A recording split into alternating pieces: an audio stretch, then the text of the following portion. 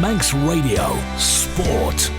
A warm welcome and a very good evening to our listeners here on Manx Radio AM 1368. Welcome to Saturday Sport Classified as we round up the latest football and rugby results across the Isle of Man this weekend. As was pointed out on Paul Moran's show earlier, no hockey this weekend and next weekend as well, with the half-term break underway. So we will now begin with the classified sports results across the Isle of Man for Saturday the 18th of February, starting with football.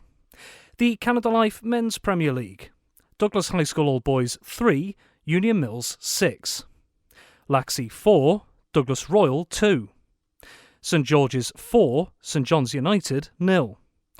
Peel 2, Russian United 1. Onken 4, Ramsey 5.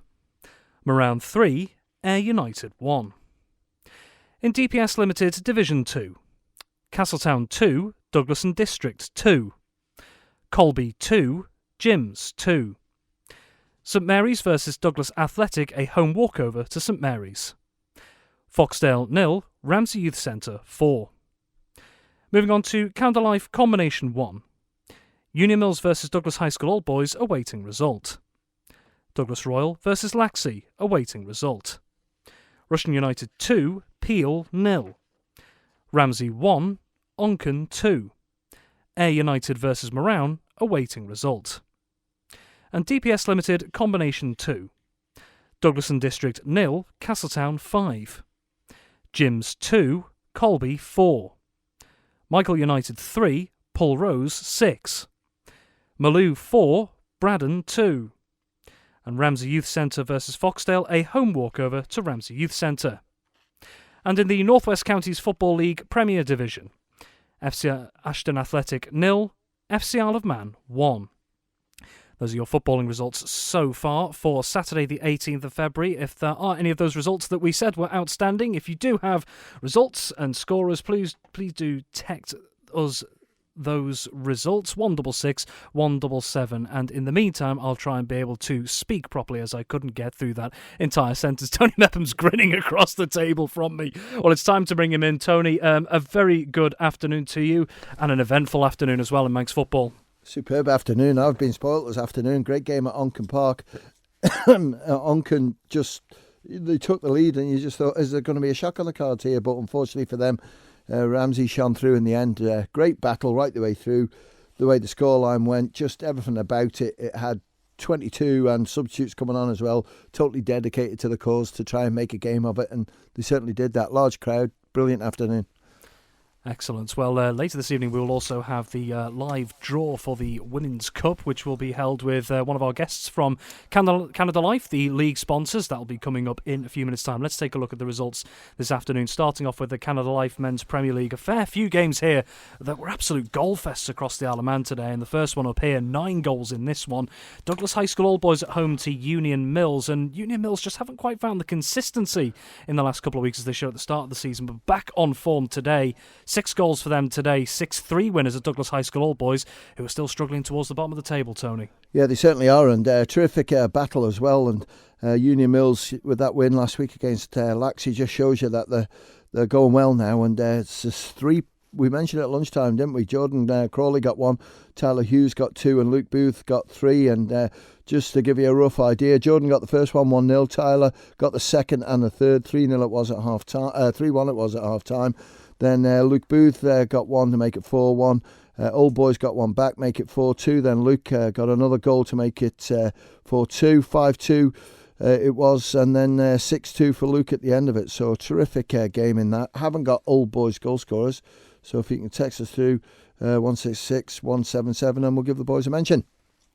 Well, we do actually have one of the results we were waiting on in Canada Life Combination 1 has just come through. It has finished Union Mills 3, Douglas High School Old Boys 4. No scorers for Old Boys at the moment, but the scorers Callum Hunter, Lee Christian and Kobe Healy for Union Mills. We'll come on to that game in a few moments' time. We'll stick with the Premier League for now as well. Laxey back at Glen Road, and another good result for them on home soil too, beating Douglas Royal by 4-2, Tony. Yeah, and just try to see if we've got the goal scorers through 4. Laxey, no, we haven't. But for Douglas Royal, Andy Asbridge got 1 and Lewis Roberts got the other one. So good result that for Laxey, back on track after that defeat last week. And then from Glen Road to Glen Crutchery Road, St George's back in form at the moment and continuing it again against a strong St John's United side. St George's 4-0 winners today. Yeah, under the weather a little bit today, St John's, but as we've noticed in recent weeks, Rob, St George's team coming back together very nicely, players returning, players from injury as well, but Kieran Olty, with another goal, Mark Connor got one, Gaz Gorn got the other one, and Josh Kane completed a clean sheet for them, did well, and 4-0 winners against one of the top sides, St John's.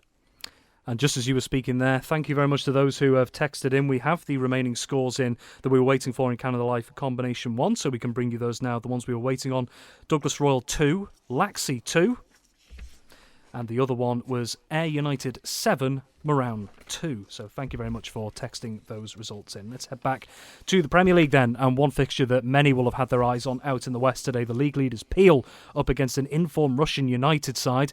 We thought this might be a bit of a banana skin for Peel today, and they've just about scraped it, keeping that advantage at the top of the table.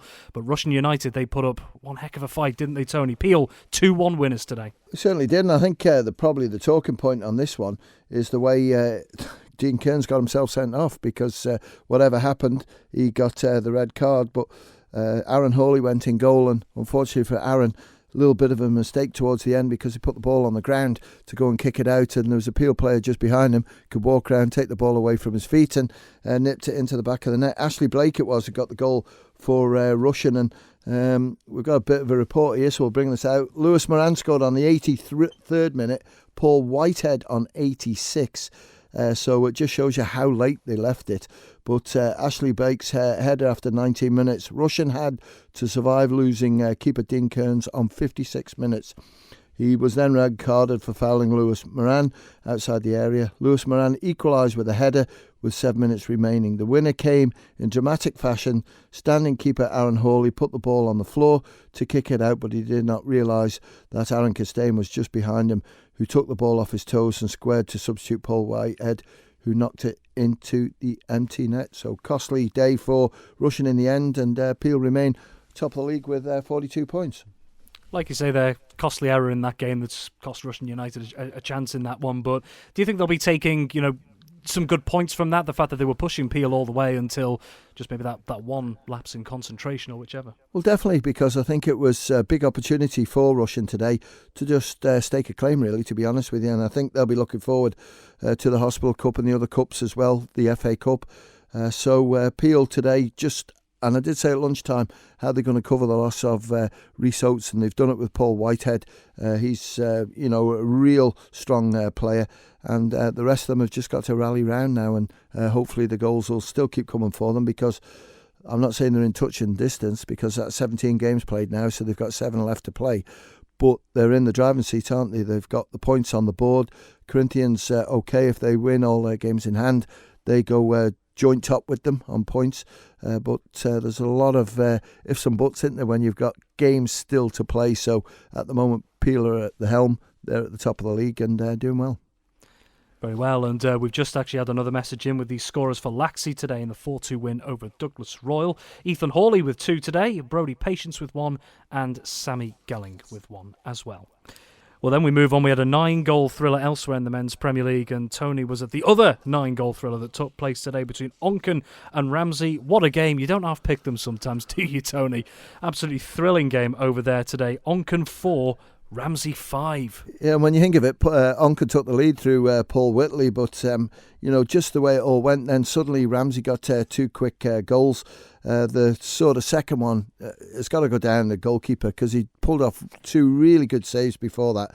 But the ball came over, he collected it, unfortunately dropped it behind him, and it went over the line to give them that second goal. But the goal scorers I've got, and I'm sure they need to be checked, because there's so much action going on.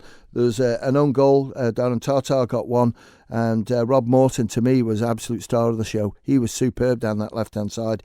He got 1, and I think it was Oliver Grice who got the other. But, a couple of them goalmouth scrambles, but Ramsey hung in there, And it was just when that fourth goal went in for Onken, it was McEwen who got it. I just thought to myself, is this going to go the other way? Are they going to get that fifth goal? But it didn't happen for them, and unfortunately that chance of a point went missing for them. And when you look at the foot of the table, there's a bit of pressure on them down there, isn't there, Rob, to try and get that win. But there's still plenty of games. They've only played 12 games, 12 to go, but every game's proven important to try and get those points. Very true. Well, on that subject of the teams so closely packed together at the bottom of the table, and Moran being one of them, huge result for them to get today against Ayr United on home soil. Moran winners 3-1 today, Tony. Yeah, it was, and credit to them, and thanks to David Brew getting in touch, and the way Ayr have been going of late. I didn't see this one coming, but Adam Meelan with one. Carl Hartman got a goal and an own goal as well, so good day for David Brew and his boys, and I'm pretty certain they're in the Crosby having a beer or two. Very well, those are your results in the Canada Life Men's Premier League. Let's move on to DPS Limited Division 2. Castletown at home to Douglas and District. Castletown, one of those teams pushing toward the top, trying to close the gap on Michael United in second, who didn't have a game today. And of course St Mary's at the top, who had a walkover today. We're due to play Douglas Athletic, but Douglas Athletic unable to field the team today, so St Mary's automatically given 3 points there. Well, Castletown, they missed the chance to close the gap a little bit on Michael United today, held to a 2-2 draw at home by Douglas and District. That's a terrific result for D&D again, isn't it? Because, Castletown really charging on at the top of the table. Haven't got Castletown's goal scorers, but certainly for D&D, good form by Daniel Kinley. He got one, Sam Tipper got the other one. Apparently, D&D should have won, hit the bar and had a goal disallowed. But a good performance in both halves, because it was 1-1 at half-time, 2-2 at the end. To me, it's an advantage D&D, really. It's a bonus point for them, and a bit of a kick in the teeth for Castletown dropping those 2 points. A 2-2 draw then, another 2-2 draw as well in the same division, also in the south, between Colby and Jims. Yeah, and again, this one was going to be tight, and Jims, I know, got it back. It was 1-0 to Colby, then it was 1-1. Don't know who took the lead, but I think it was Charlie McGon, was it, who got one. It was Jordan Edge who got the other one from the penalty spot. So Colby disappointed in that, dropping points. Charlie McIntyre, I believe. McIntyre, okay. That's the one. As we mentioned, St Mary's awarded 3 points, a home walkover to them over Douglas Athletic, unable to field a team today. So the other game that took place in Division 2 was between Foxdale and Ramsey Youth Centre, originally due to be played at Billygoat Park over in Foxdale, but had to be moved around, I think, with the weather conditions, moved around to be played, I should say, over at Ramsey Youth Centre instead. And Ramsey Youth Centre emerging winners, Tony, by 4-0. 2-0 at half-time, 4-0 at the end, so good 45 minutes for them to get that advantage. I think it was Sean Crawley and Josh Edge with those 2 goals, and then the second half Jamie Brew and Dylan Pirish might have it round the wrong way, who got those 2 goals for Ramsey Youth Centre in the second 45, and 4-0 winners. And we spoke about it, I think, with Paul Moran as well before the games kicked off today. The fact that the two clubs, worked together to make sure this game could go ahead, even though it has to be a change in venue. Credit to both clubs for being able to get the game on and not have to be forced into a postponement. Yeah, that's what you got to do, Rob. And let's face it, all they want to do is play football. This home advantage, Larkin, Manx football, to me doesn't sort of go down. But clubs, it's up to them to do it, and well done to Foxdale. They approached Ramsey Youth Centre just checked the pitch, and everything was done and dusted, sorted out. Unfortunately for Foxdale, they couldn't field a combination side, but the important one was getting another first team game out of the way for Foxdale. They'd only played 9 up until this morning, now played 10. It just looks a little bit better for them.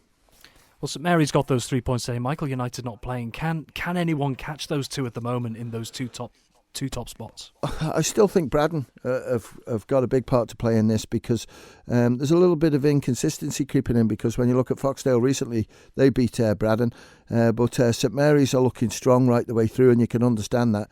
So it's still going to come from those 4. When you look at the games played in Division 2, Castletown has sort of got a game in hand or so, because St Mary's have played 14. Michael have played 11, I think it is now. And you've got Braddon played 12. They didn't play today. It was their free week because Maloo don't have a team. And there's Castletown, gone on 11 now, but on 23 points. So, St Mary's are well and truly clear, but they've played a few games more than the teams around them. And, you wouldn't bet against Ramsey Youth Centre. I'm not saying they're going to win the league, but certainly battle for that second spot, because now they've played 14 for 23 points. They're in the mix as well. Very tight in Division 2. It's definitely been one of the standout leagues of the season so far, because especially, I think as you've put it as well, Michael United have been a real surprise package this season so far. Well, they are, and I was having a few conversations this week. Do you think Michael could do it? Because, not being horrible to them, Michael have always been one of those clubs where they chip away in Div 2. They always do everything right on and off the park, but just haven't got that killer inch or the players to be able to get them up there. But they're absolutely flying at the moment. It's a question of holding the nerve, isn't it? Just see if they can do it. But at the moment, with the games that they've got to play, I watched them against St Mary's. I thought they were superb. They've got good players right the way through. Good mix of youth and experience. I think they can. We'll wait and see. Yeah. Okay, so we move into the combination leagues now. Canada Life Combination 1. We'll start with the results there and take a quick look through those. Starting off with Union Mills 3, Douglas High School Old Boys 4. I think I've got the goal scorers for Union Mills. I have. It was Callum Hunter, Lee Christian, and Kobe Healy got the goals in that one. I haven't got any goal scorers for Old Boys unless, I think, thank you, Dean. I think Dean's just come through now. I think that'll be first team goal scorers he's got there. So Tension's killing me. No, there it is. Sam Holliday. No, when I saw it there, Sam Holliday's the first team goalkeeper. Sam played in the combi today, so he got one. Andrew Ward got one. Lee Gartland and Johnny Gartland. So there you have the 4 goal scorers there for Old Boys. Excellent. And then deadlock between Douglas Royal and Laxey, a 2-2 draw. Yeah, I haven't got any goal scorers from that. Have you got it there, Rob? None in front of me at the moment. So if anyone does have the scorers for Douglas Royal versus Laxey in combination 1, please text them through 166 177. Okay, Russian versus Peel, and Russian continuing that unbeaten, this fantastic run they're on in combination 1 at the moment, beating Peel by 2-0. That's their 14th game, 14th win. So, and the closest contenders to them are Peel, and today they beat them 2-0, 1-0 at half time. Charlie Jackson with the goal. Ryan Crawley got the second one. So, you know, it's looking really good now for Russian, isn't it? But still, a few games to play and could slip up. Well, there was a very close game, that very entertaining game between Onken and Ramsey in the Premier League. Ramsey and Onken also faced off in combination 1. A close game here, decided by 1 goal. Not quite as many goals, but Onken coming out on top on this one, beating Ramsey by 2-1. Yeah, still a good game from what I heard. Haven't got Ramsey's goal scorer, but for Onken, Dylan Vick with one, and Billy Coulter got the other one. And what I have to say, Rob, and I know I took on board what you said to me at lunchtime off air, is the young players at Onken, there's some talent there. And if they can just develop them, hopefully none of them go to university and stay at home, then Onken could be a huge team in the Premier League next season or season after. That's if they stay up there, and I think with them young players they can. Very well, and the final game in combination 1 today, Ayr United versus Moran. Ayr United getting the upper hand in this one, winning by 7-2. And I think that's all the information we've got, unless you've got any goal scorers there. None at the moment, so as ever, if you have goal scorers from that game, any details, do text in 166 177. Before we move on to combination 2 and the results there, just had a message in from James, just asking you, Tony, how many postponed fixtures are left to play on top of the remaining Cup and League games, as far as you know?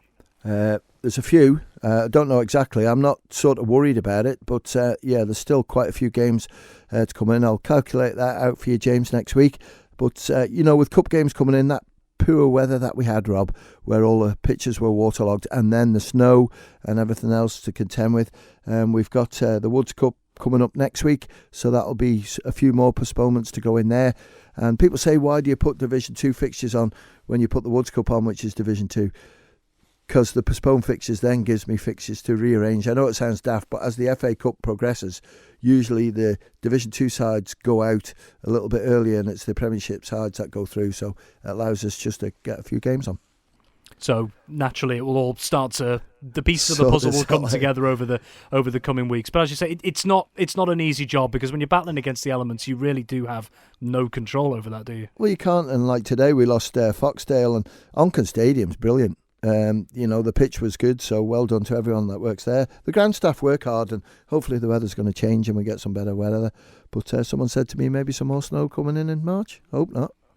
Well, fingers crossed that they don't affect more games than they already have. So we'll have to wait and see on that one, won't we? Okay, let's move on to DPS Limited Combination 2 and the games there. There were 5 games scheduled. One was off today. That was Ramsey Youth Centre against Foxdale. That was called off, but we'll start with 4 games still going on.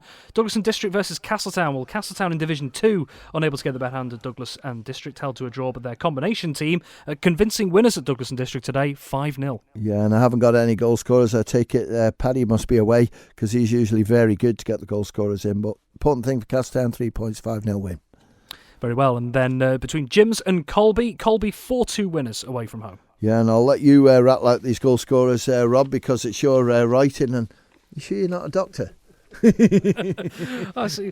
Just deflecting, that's what it is. No, you just read that one out. Okay, so we do have Colby's goal scorers, not Jim's. It was 1-1 at half-time, in fact. The goal scorers for Colby were Finn Mulligan, Eden Ludgate, Chris Spears and Harry Walker. Thank you very much. That's how it's done. Good man. That's how it's done.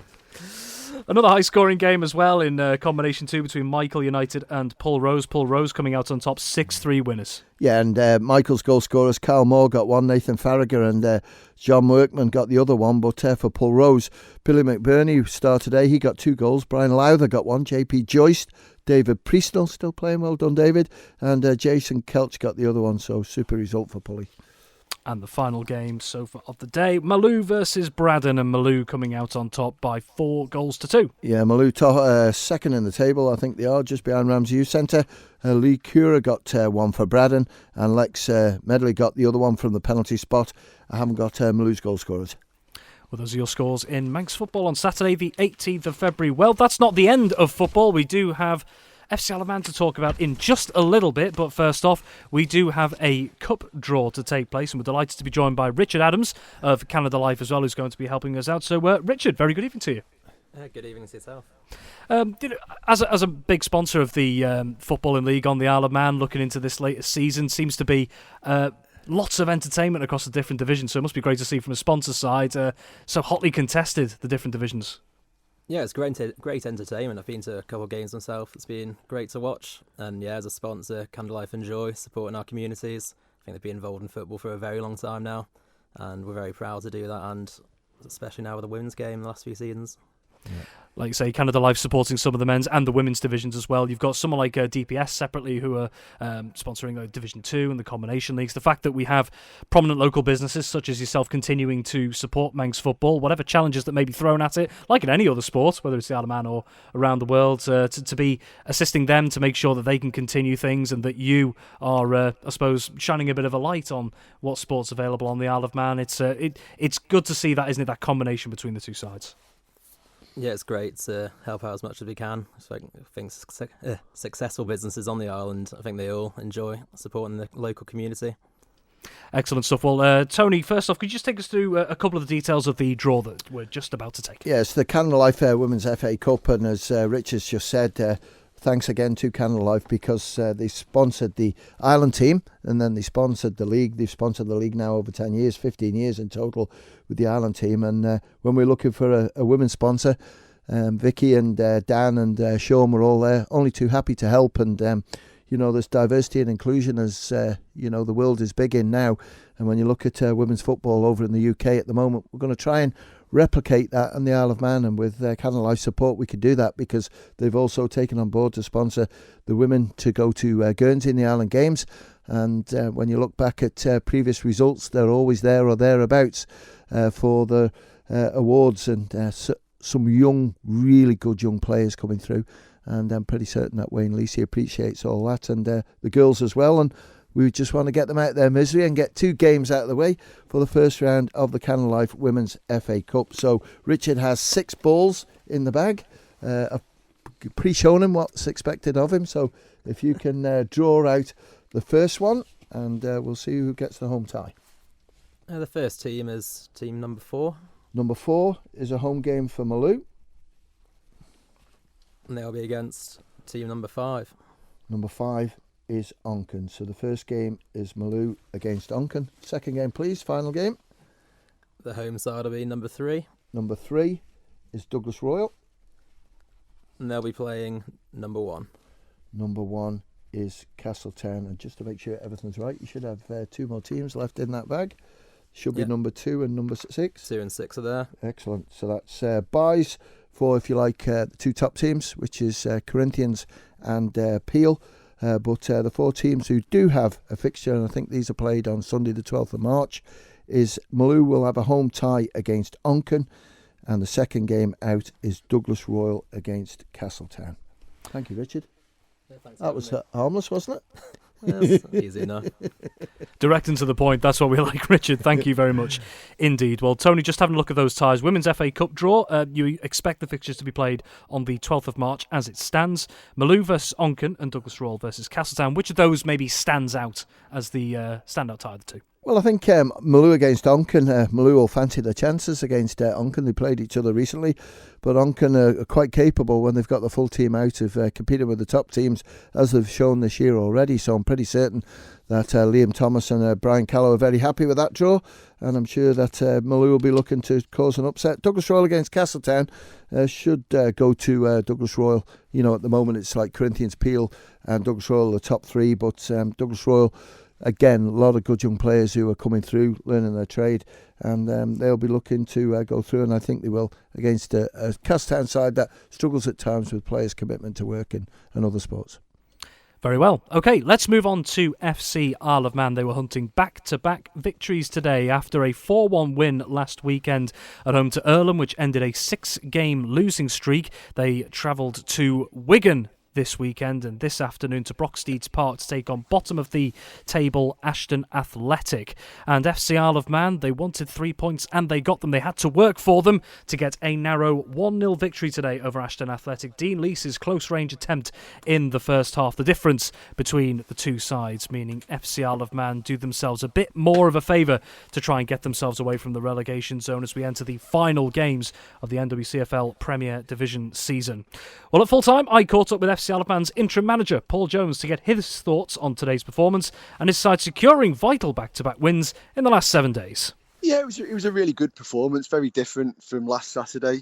For those that watched us at home, the pitch was a bit of a sticky wicket, and it was a bit windy, and it wasn't really conducive to flowing football. But that we created a lot of good chances in the first half, but we're probably not at our best, shall we say. In second half, we upped our intensity a little bit and, did well. But, Ashton, obviously, we're playing for the win, so we're battering long balls into our half of the pitch for the last kind of 15, 20 minutes or so. And the players defended really, really well and limited them to very, very few chances over the 90 minutes. So really positive again in a different way maybe to last week. But, a great performance. Lovely to keep a clean sheet for the first time in a while, and that always gives you a chance to win a game of football. It seemed like you started out pretty positive and a really good tempo, and of course got that first and decisive goal, Dean Leese scoring from close range in the first half. Do you think, how much did that starting tempo play into you actually getting the result over 90 minutes? How important was that start? Yeah, it was important. And, as I said, and I said to the players at half time, it wasn't actually that intense and the tempo wasn't anywhere near what it could have been. But it was enough to cause some problems at times. We had three quick lads up front and balls over the top caused their defenders some problems. And, some excellent play down the left-hand side from Jacob Crook. Dean was practically on the line when he finished it, although by the time he gets to the Isle of Man, he might be on the halfway line. But, it was really good, but we were actually disappointed when we went in at half-time.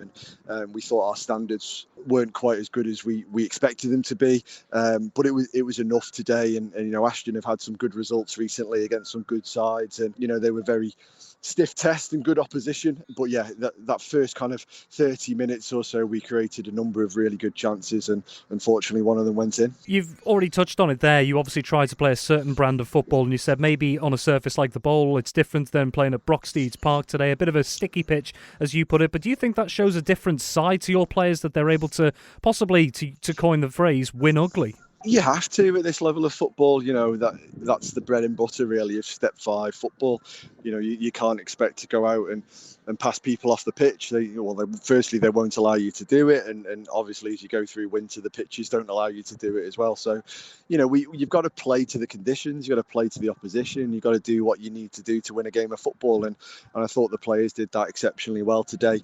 And on next week when we play Prestwich, the pitch might be different, they might be set up different, and we might have to find a different way to win a game. So that's all part of the learning and development of the group. And however you win, it doesn't really matter matter too much as long as you do win, and they certainly did that today. You made a raft of changes in the second half. The likes of Sean Doyle and Tom Creer coming back in. Both are coming back from little niggles, little injuries that they had.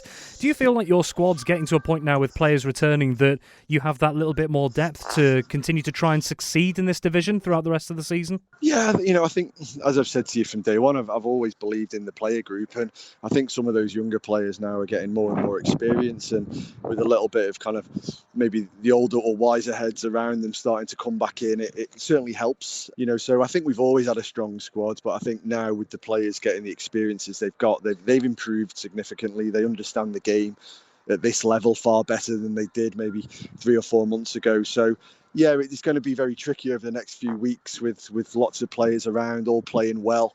I found a way really to make sure every player got on the pitch today, because I wanted them to be part of, digging it out a tough result really, and that's all really good for their development as well. So no, they were all, to a man, exceptional, and thoroughly deserve to go home on the plane with 3 points. Okay, and then looking forward to next week. You're back on the travels again. A tough fixture away at Prestwich Hayes, who have had a very good season so far. So just having a look at what's happened today and maybe in the previous game as well that's led to those victories in the last 2 games. What would you think you need to take into that tough game at Prestwich Hayes to continue this run? Well, at least what we've delivered in terms of our structure and organisation and discipline and effort levels. That's the minimum required really, and then the pitch might enable us to play a little bit more like we want to play, but certainly not forgetting what's got us the 6 points over the last 2 games. That's really, really important. So not getting carried away, keeping on doing the basics really, really well, and in time those basics will become more automatic for us, and we can maybe move on to some more exciting things from the players' point of view. But there's no getting away from it really. There's some things that just need to be done to give you a chance of winning a game of football at this level, and we need to make sure we remember that and turn the dial up on that a little bit next week as well. Paul Jones, the interim manager of FC Isle of Man, after his team's 1-0 win today away at Ashton Athletic.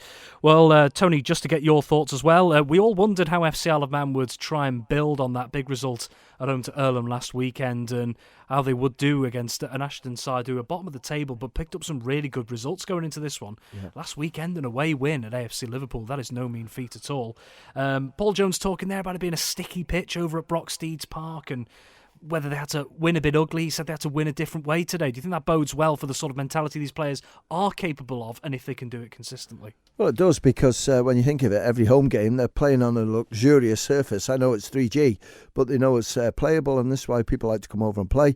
But I saw some of the shots just before lunchtime, Rob, of the games that were being postponed across, because of the waterlogged pitches. So it's going to be like that, but that's what you've got to do.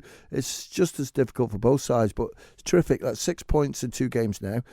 Tough game next Saturday, and then the next home game, hopefully another 3 points, and I think that will put them in a good position. But, Dean Lee's delighted for him. I think, he's been terrific at the start of the season, and then he picked up that injury. He deserved his selection. And all the hard work, the 6:30 training sessions on Tuesday and Thursday have shone through. But Paul will be delighted, the team will be delighted, and they can hopefully survive in this league, because that's what we all want. And Paul almost alluded to it there in the first half. They were 1 goal up, that decisive goal as it turned out to be over 90 minutes. But they went in maybe a little bit disappointed at half-time. They thought they could have had more. Does that show that confidence is building as well? That they've got faith in themselves, that they can not only get themselves in front and get on the front foot, but really start to take the game to these teams as well? Well, it is. And as the attacking players, I heard on commentary, Mikey Williams was outstanding today, which, Mikey's been a little, not quiet, but not himself over the last 2 or 3 games, because he's just coming back from a serious injury. So hopefully he's back in there. Sean Doyle's back in training. He travelled with the squad today, which is great. Steve Whitley's been in really good form, and Luke Murray's not far away from being included either in the squad or back into training. So it all looks good for Paul Jones, because when I saw Fura get sent off in the last few minutes last week, I thought, wow, that's a real, downer, because he was the only one that's around there. But Dean Lees came on last week, played on that left-hand side. I don't like him in that position. I prefer him on the right. But when you've got Steve Whitley there causing all sorts of problems, then stay with what you know, and that's what he's done. Just finally, looking ahead to their next game, a very tough away game, this one away at Prestwich Hayes, one of the real heavyweights of the division, really. They beat FC Alaman 3-0 at the Bowl earlier this season, and if they were to get anything from that, given the form that they're in, that would be a huge result for them, wouldn't it? Well, it would, but you look at the games that we saw at Avro, and we also saw Vauxhall Motors. I was disappointed in Vauxhall Motors because league leaders, I thought, they're going to run amok here on FC Alaman, but they didn't. And that's one thing I think right the way through this season, Rob, even though they've not had a bit of luck sometimes, and I know Paul doesn't like that in words, but he's had to deal with a lot of key players missing, and the players that have come in have done the job. And I don't think it will faze them. I think confidence is huge. And with getting 6 points and possibly relax a little bit, the performance will come in next Saturday, get another 3 points, maybe 3 the week after, and all the bad results are then forgotten.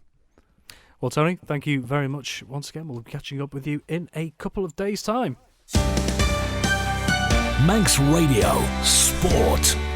So moving on to rugby now, and it's been a very positive day indeed for Manx sides across the water in their respective competitions. We also have one game locally in the Ravenscroft Manx Trophy. We'll be hearing from Dave Christian in a couple of moments, but we'll bring you first off the classified rugby results for the Isle of Man today. Starting in the Regional 2 Northwest. Broughton Park 19, Douglas 32. In the Counties 3 ADM Lancs Cheshire League, Port Sunlight 26, Vagabonds 31. And in the Ravenscroft Manx Trophy, Nomads Greens 19, Ramsey 72. And Castletown versus Ramsey and Western Vikings at Paulson Park postponed. Those are your classified rugby results on the Isle of Man for Saturday the 18th of February. Time then to bring in our man in the know on rugby as ever, Dave Christian. Dave, very good evening to you.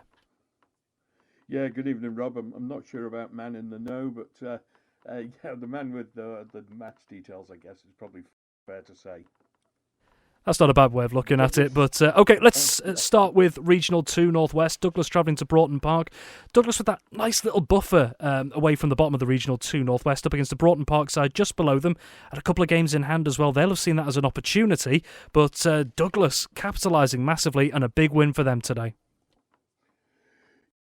Yeah, I mean, Douglas, as you say, that buffer was of assistance to them.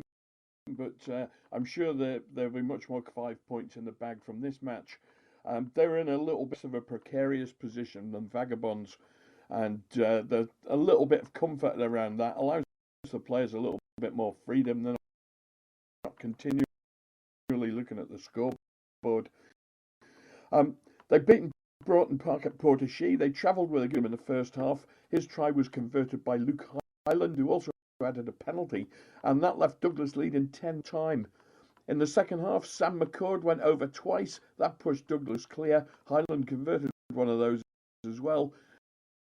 And then to cap it all off, coach Phil Kringle made his first start of the season. He'd been playing himself off the bench up until now, but playing himself from the start seems to have done the job. He got the fourth try. That secured Douglas's bonus point, converted and added a late penalty test. But they have a 12-point advantage to come to Portashee. I think it's on the 4th of March.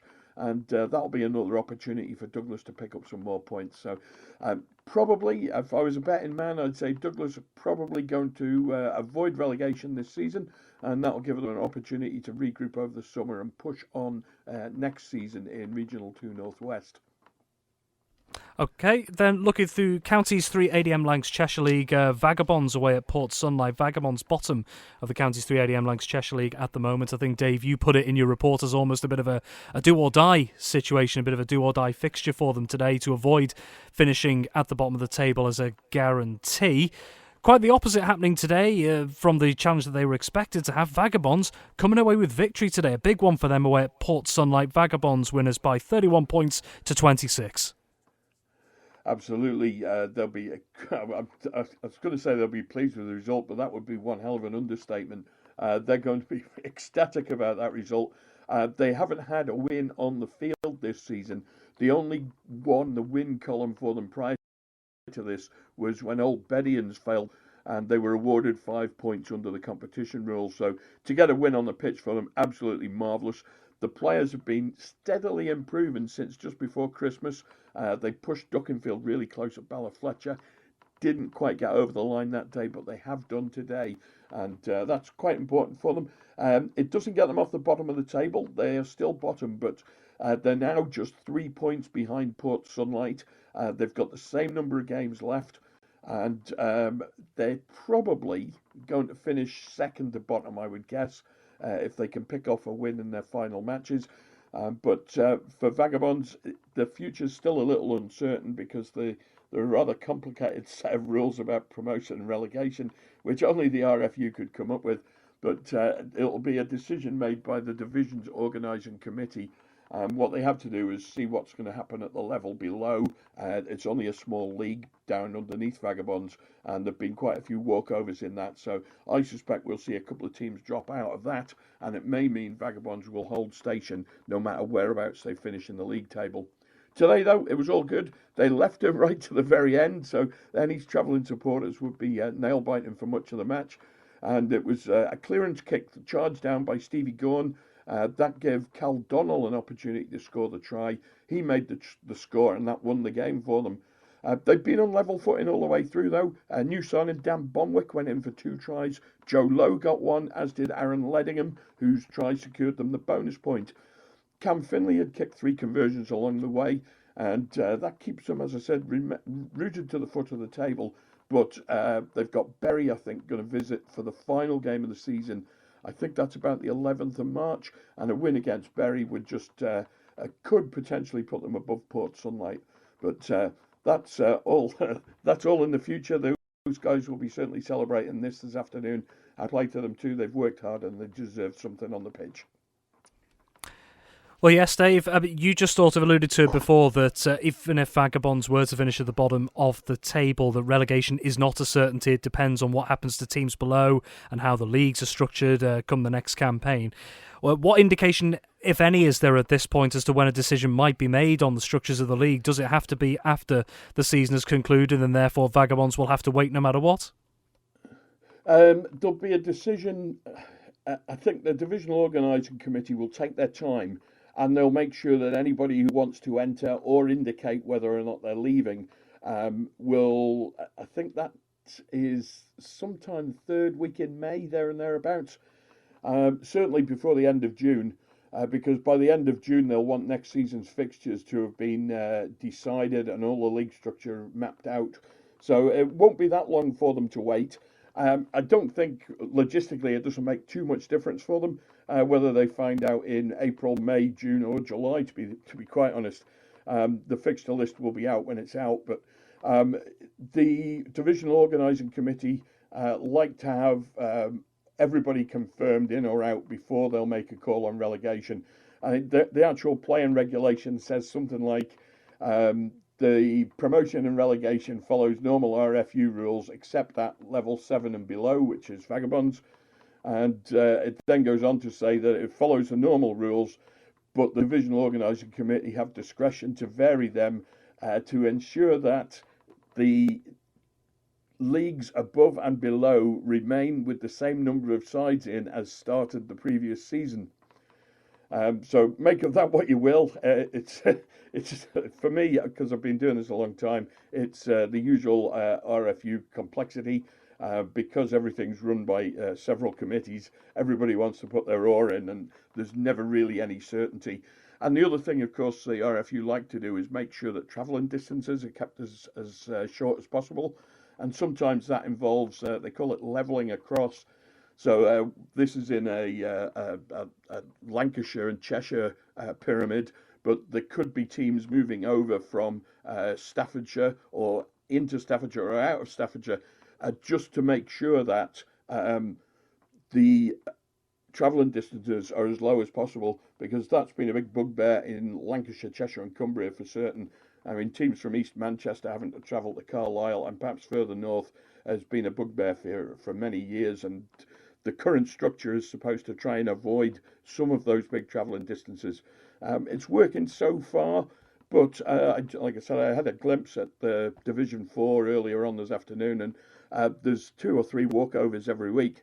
And that tells me that there's not enough player support to have those sides in there on a regular basis. And probably we're going to see some of them drop away. So we could see a Division 4 next season with only 3 or 4 teams in it. On that basis, it's not really worth entering. But that will be a decision for the Divisional Organising Committee to make as and when the season finishes. Very well, we'll see how that unfolds. Well, there was one game domestically in the Ravenscroft Manx Trophy.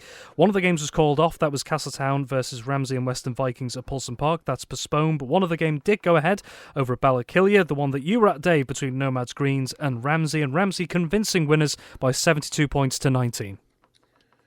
Yeah, the Castletown game off because of insufficient players, but there were players who were prepared to go there and play. So what they did was they all headed off down to Ballakillia, and Nomads Greens became Nomads Greens and guests. I think there was Douglas were involved, Castletown were involved, and Western Vikings as well as Nomads. So we had 4 clubs represented for Nomads this afternoon.